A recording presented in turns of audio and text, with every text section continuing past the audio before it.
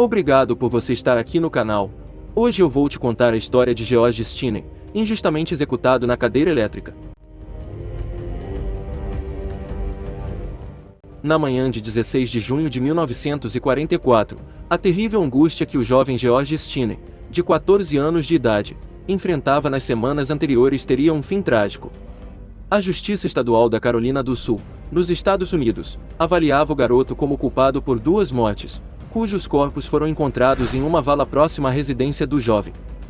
Tratava-se de 2 garotas brancas, identificadas como Mary Thomas, de 8 anos, e a amiga Beth Binnicker, de 11, sendo vistas com vida andando de bicicleta na região de Alcolu, onde o rapaz morava. Os dados foram considerados suficientes para culpar o rapaz, no auge da segregação racial, e direcioná-lo a uma pena de morte.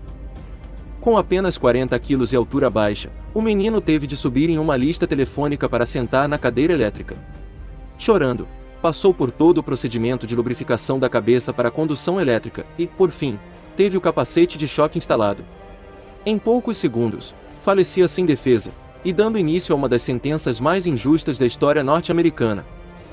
Após o desaparecimento das meninas ser registrado por autoridades, uma investigação conseguiu localizar os corpos sem vida e com lesões traumáticas, em uma vala rasa coberta de água, logo no dia seguinte do registro.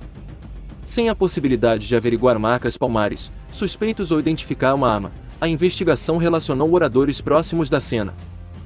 Com isso, George e o irmão mais velho, John Stinney, foram conduzidos para a delegacia por 2 fatores simples: não eram brancos e moravam próximos da vala onde os cadáveres foram localizados.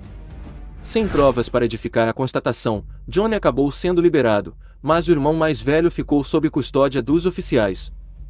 A medida buscava estancar a pressão pública pela comovente morte de 2 jovens garotas brancas, e com motivações raciais. Culpar um garoto um pouco mais velho pela suposta imprudência seria a maneira mais simples de encerrar o caso sem alcançar o verdadeiro culpado, dadas limitações de interesse ou ferramentas em investigar.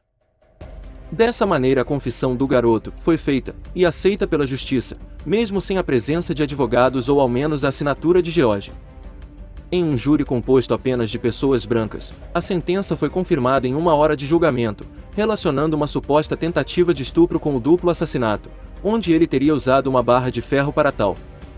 Em uma cela solitária em Colômbia, Stinney aguardou o dia da execução. 3 meses depois, em junho, aconteceu a eletrocução, mesmo com um apelo da família para o governador do estado, Olin D. Johnson. O político negou a revogação da sentença e respondeu na época para os parentes: poderia ser interessante para vocês saber que Stinney matou a menina mais nova para estuprar a mais velha. Depois, ele matou a garota e estuprou seu defunto. 20 minutos depois, ele voltou e tentou estuprá-la de novo, mas seu corpo estava muito frio. Tudo isso foi admitido por ele.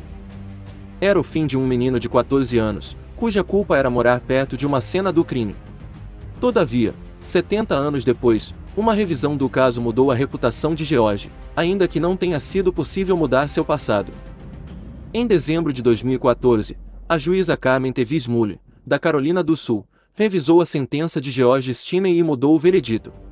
Devido a um julgamento repleto de violações fundamentais e constitucionais a um processo regular, a magistrada absolveu o garoto, declarando-o inocente. A arma do crime, uma barra de ferro de 38 centímetros, parece ter sido adquirida ilegalmente, pelos policiais que atuaram no episódio. Sobre o tema, a juíza comentou que os oficiais agiram de forma indevida, não conforme os códigos e os procedimentos penais. Embora não tenha mudado o que aconteceu com George na década de 1940, a revisão serviu para limpar seu nome para a sociedade, algo que membros de sua família buscavam incansavelmente durante os últimos anos. Ao saber da absolvição do irmão, Catherine Stinney Robinson, de 80 anos, falou: "Estou tão feliz, essa decisão demorou muito." Não esqueça de se inscrever no canal. Até um próximo vídeo.